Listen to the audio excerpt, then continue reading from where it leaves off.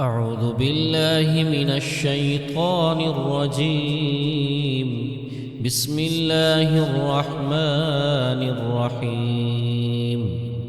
الحمد لله الذي أنزل على عبده الكتاب ولم يجعل له عوجا قيما لينذر بأسا شديدا من لدنه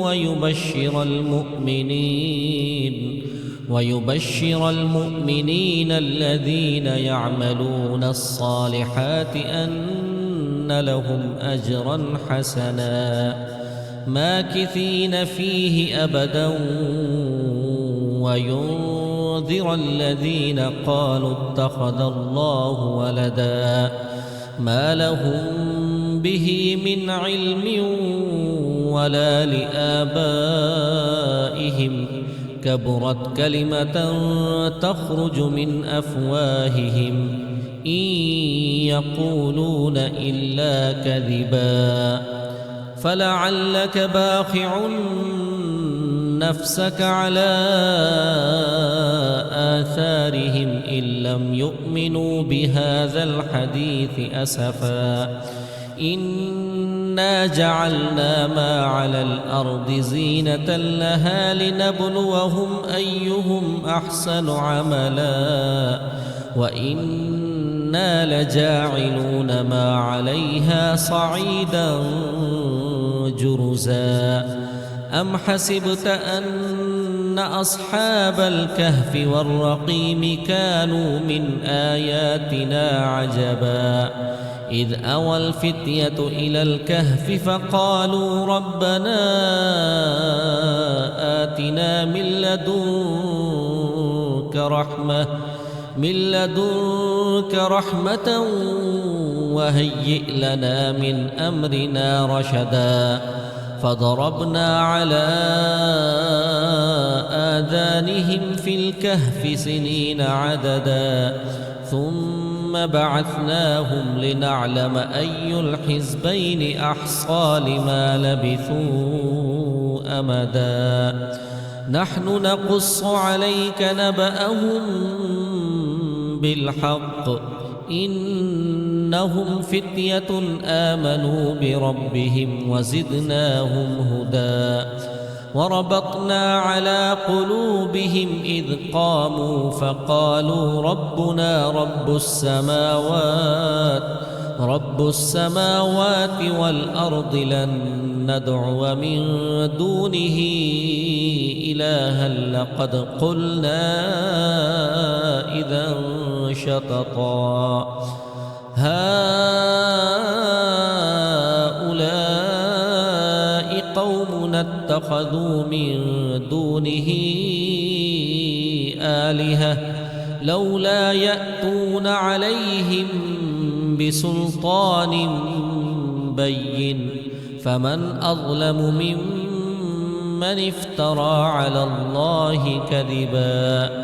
وإذ اعتزلتموهم وما يعبدون إلا الله فأووا إلى الكهف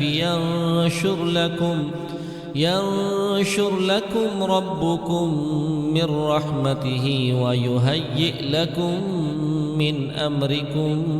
مرفقا وترى الشمس إذا طلعت تزاور عن كهفهم ذات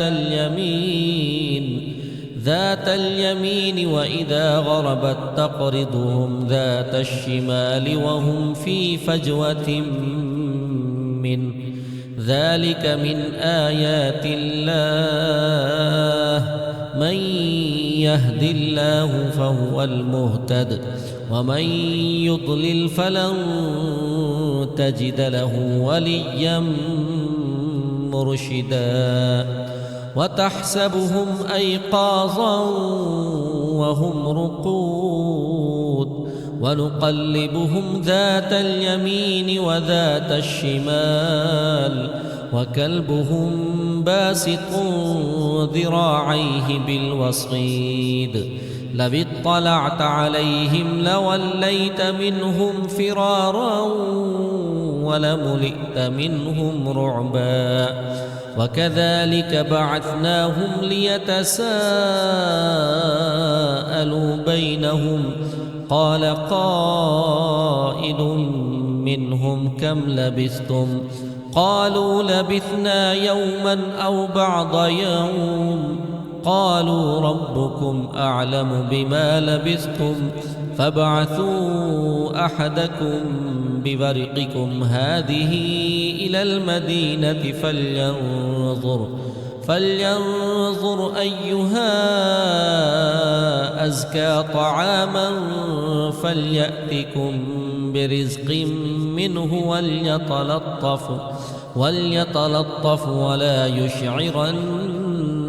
بكم أحدا إنهم إن يظهروا عليكم يرجموكم أو يعيدوكم في ملتهم ولن تفلحوا إذن أبدا وكذلك أعثرنا عليهم ليعلموا أن وعد الله حق وأن الساعة لا ريب فيها إذ يتنازعون بينهم أمرهم فقالوا ابنوا عليهم بنيانا ربهم أعلم بهم قال الذين غلبوا على أمرهم لنتخذن عليهم مسجدا سيقولون ثلاثة رابعهم كلبهم ويقولون خمسة سادسهم كلبهم رجما بالغيب ويقولون سبعة وثامنهم كلبهم قل ربي أعلم بعدتهم ما يعلمهم إلا قليل فلا تمار فيهم إلا مراء ظاهرا ولا تستفت فيهم منهم أحدا ولا تقولن لشيء إني فاعل ذلك غدا إلا أن يشاء الله واذكر ربك إذا نسيت وقل عسى أن يهديني ربي لأقرب من هذا رشدا ولبثوا في كهفهم 300 سنين وازدادوا 9 قل الله أعلم بما لبثوا له غيب السماوات والأرض أبصر به وأسمع ما لهم من دونه من ولي ولا يشرك في حكمه أحدا واتل ما أوحي إليك من كتاب ربك لا مبدل لكلماته ولن تجد من دونه ملتحدا واصبر نفسك مع الذين يدعون ربهم بالغداة والعشي يريدون وجهه ولا تعد عيناك عنهم تريد زينة الحياة الدنيا ولا تطع من أغفلنا قلبه عن ذكرنا واتبع هواه وكان أمره فرطا وقل الحق من ربكم فمن شاء فليؤمن ومن شاء فليكفر إنا أعتدنا للظالمين نارا أحاط بهم سرادقها وإن يستغيثوا يغاثوا بماء كالمهل يشوي الوجوه بئس الشراب وساءت مرتفقا إن الذين آمنوا وعملوا الصالحات إنا لا نضيع أجر من أحسن عملا أولئك لهم جنات عدن تجري من تحتهم الأنهار يحلون فيها من أساور من ذهب ويلبسون ثيابا خضرا من سندس واستبرق متكئين فيها على الأرائك نعم الثواب وحسنت مرتفقا واضرب لهم مثل الرجلين جعلنا لأحدهما جنتين من أعناب وحففناهما بنخل وجعلنا بينهما زرعا كلتا الجنتين آتت أكلها ولم تظلم منه شيئا وفجرنا خلالهما نهرا وكان له ثمر فقال لصاحبه وهو يحاوره أنا أكثر منك مالا وأعز نفرا ودخل جنته وهو ظالم لنفسه قال ما أظن أن تبيد هذه أبدا وما أظن الساعة قائمة ولئن رددت إلى ربي لأجدن خيرا منها منقلبا قال له صاحبه وهو يحاوره أكفرت بالذي خلقك من تراب ثم من نطفة ثم سواك رجلا لكن هو الله ربي ولا أشرك بربي أحدا ولولا إذ دخلت جنتك قلت ما شاء الله لا قوة إلا بالله إن ترني أنا أقل منك مالا وولدا فعسى ربي أن يؤتيني خيرا من جنتك ويرسل عليها حسبانا من السماء فتصبح صعيدا زلقا أو يصبح ماؤها غورا فلن تستطيع له طلبا وأحيط بثمره فأصبح يقلب كفيه على ما أنفق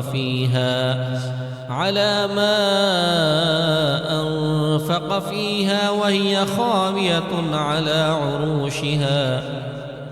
على عروشها ويقول يا ليتني لم أشرك بربي أحدا ولم تكن له فئة ينصرونه من دون الله وما كان منتصرا هنالك الولاية لله الحق هو خير ثوابا وخير عقبا واضرب لهم مثل الحياة الدنيا كماء إن أنزلناه من السماء فاختلط به نبات الأرض فأصبح هشيما تذروه الرياح وكان الله على كل شيء مقتدرا المال والبنون زينة الحياة الدنيا والباقيات الصالحات خير عند ربك ثوابا وخير أملا ويوم نسير الجبال وترى الأرض بارزة وحشرناهم فلم نغادر منهم أحدا وعرضوا على ربك صفا لقد جئتمونا كما خلقناكم أول مرة بل زعمتم أن لن نجعل لكم موعدا ووضع الكتاب فترى المجرمين مشفقين مما فيه ويقولون يا ويلتنا ما لهذا الكتاب لا يغادر صغيرة ولا كبيرة إلا أحصاها ووجدوا ما عملوا حاضرا ولا يظلم ربك أحدا وإذ قلنا للملائكة اسجدوا لآدم فسجدوا إلا إبليس كان من الجن ففسق عن أمر ربه أفتتخذونه وذريته أولياء من دوني وهم لكم عدو بئس للظالمين بدلا ما أشهدتهم خلق السماوات والأرض ولا خلق أنفسهم وما كنت متخذ المضلين عضدا ويوم يقول نادوا شركائي الذين زعمتم فدعوهم فلم يستجيبوا لهم وجعلنا بينهم موبقا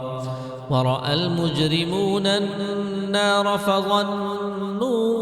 أنهم مواقعوها ولم يجدوا عنها مصرفا ولقد صرفنا في هذا القرآن للناس من كل مثل وكان الإنسان أكثر شيء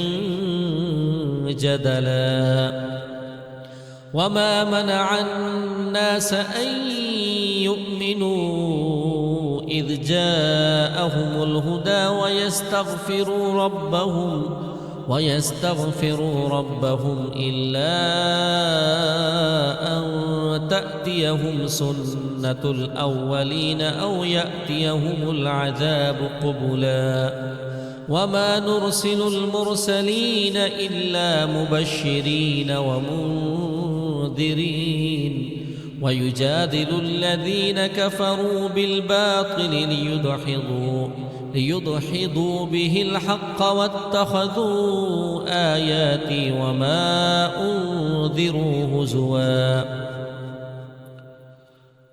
ومن أظلم ممن ذكر بآيات ربه فأعرض عنها ونسي ما قدمت يداه إنا جعلنا على قلوبهم أكنة أن يفقهوه وفي آذانهم وقرا وإن تدعهم إلى الهدى فلن يهتدوا إذا أبدا وربك الغفور ذو الرحمة لو يؤاخذهم بما كسبوا لعجل لهم العذاب بل لهم موعد لن يجدوا من دونه موئلا وتلك القرى أهلكناهم لما ظلموا وجعلنا لمهلكهم موعدا وإذ قال موسى لفتاه لا أبرح حتى أبلغ مجمع البحرين أو أمضي حقبا فلما بلغا مجمع بينهما نسيا حوتهما فاتخذ سبيله في البحر سربا فلما جاوزا قال لفتاه آتنا غداءنا لقد لقينا من سفرنا من سفرنا هذا نصبا قال أرأيت إذ أوينا إلى الصخرة فإني نسيت الحوت وما أنسانيه إلا الشيطان أن أذكره واتخذ سبيله في البحر عجبا قال ذلك ما كنا نبغي فارتد على آثارهما قصصا فوجدا عبدا من عبادنا آتيناه رحمة من عندنا وعلمناه من لدنا علما قال له موسى هل أتبعك على أن تعلمني مما علمت رشدا قال إنك لن تستطيع معي صبرا وكيف تصبر على ما لم تحط به خبرا قال ستجدني إن شاء الله صابرا ولا أعصي لك أمرا قال فإن اتبعتني فلا تسألني عن شيء حتى أحدث لك منه ذكرا فانطلقا حتى إذا ركبا في السفينة خرقها قال أخرقتها لتغرق أهلها لقد جئت شيئا إمرا قال ألم أقل إنك لن تستطيع معي صبرا قال لا تؤاخذني بما نسيت ولا ترهقني من أمري عسرا فانطلقا حتى إذا لقيا غلاما فاقتله قال أقتلت نفسا زكية بغير نفس لقد جئت شيئا نكرا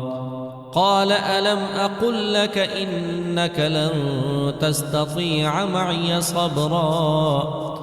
قال إن سألتك عن شيء بعدها فلا تصاحبني قد بلغت من لدني عذرا فانطلقا حتى إذا أتيا أهل قرية استطعما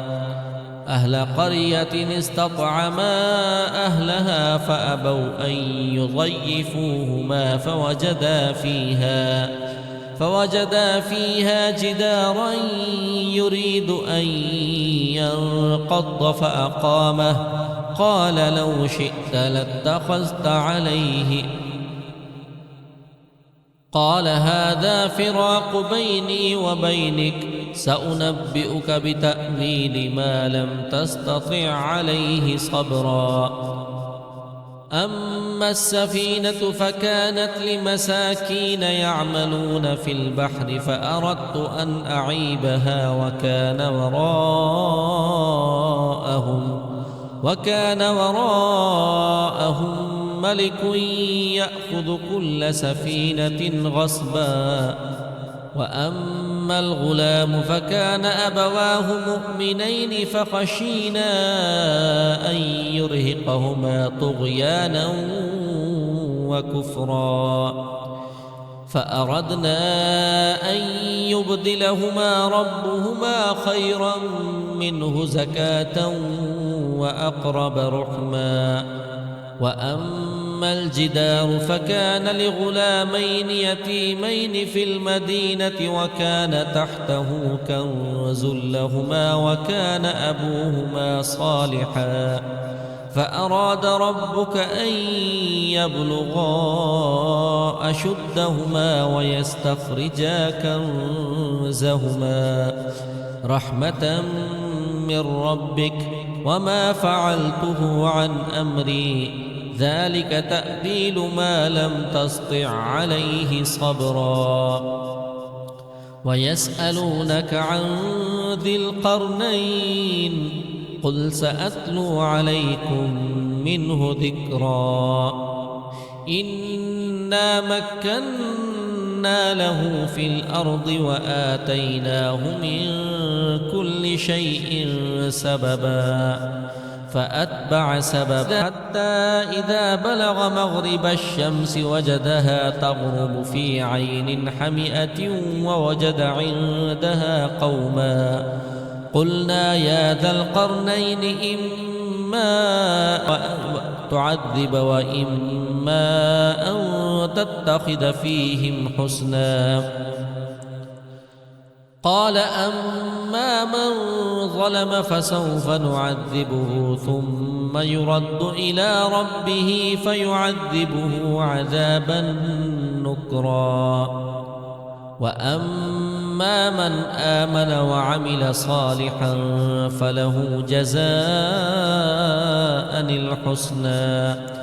وسنقول له من أمرنا يسرا ثم أتبع سببا حتى إذا بلغ مطلع الشمس وجدها تطلع على قوم لم نجعل لهم من دونها سترا كذلك وقد أحطنا بما لديه خبرا ثم أتبع سببا حتى إذا بلغ بين السدين وجد من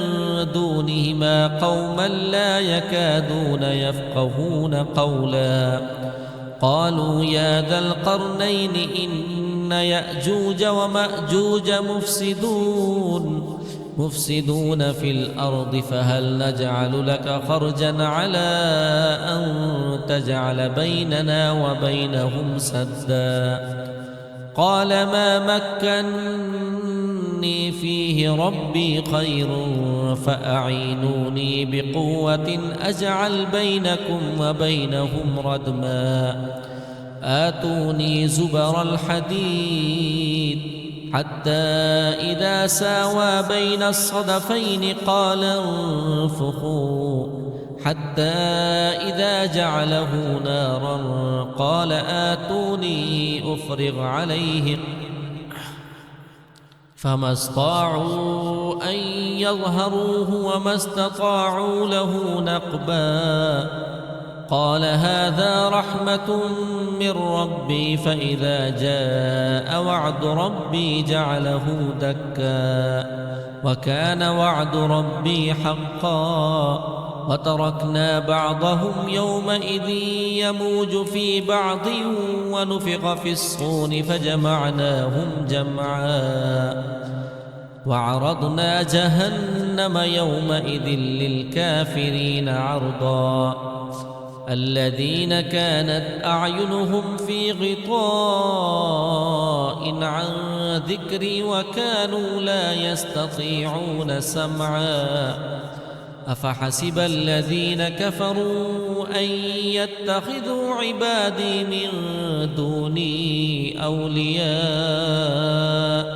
إنا أعتدنا جهنم للكافرين نزلا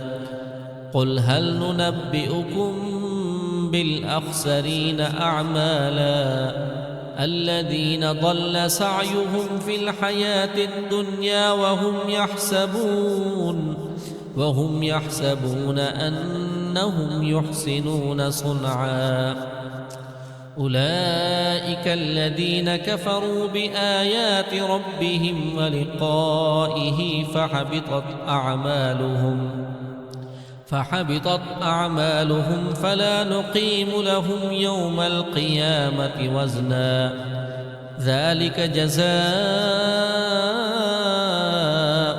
جهنم بما كفروا واتخذوا آياتي ورسلي هزوا إن الذين آمنوا وعملوا الصالحات كانت لهم جنات الفردوس نزلا خالدين فيها لا يبغون عنها حولا قل لو كان البحر مدادا لكلمات ربي لنفد البحر قبل أن تنفد كلمات ربي ولو جئنا بمثله مددا قل إنما أنا بشر مثلكم يوحى إلي أنما إلهكم إله واحد فمن كان يرجو لقاء ربه فليعمل عملا صالحا ولا يشرك بعبادة ربه أحدا.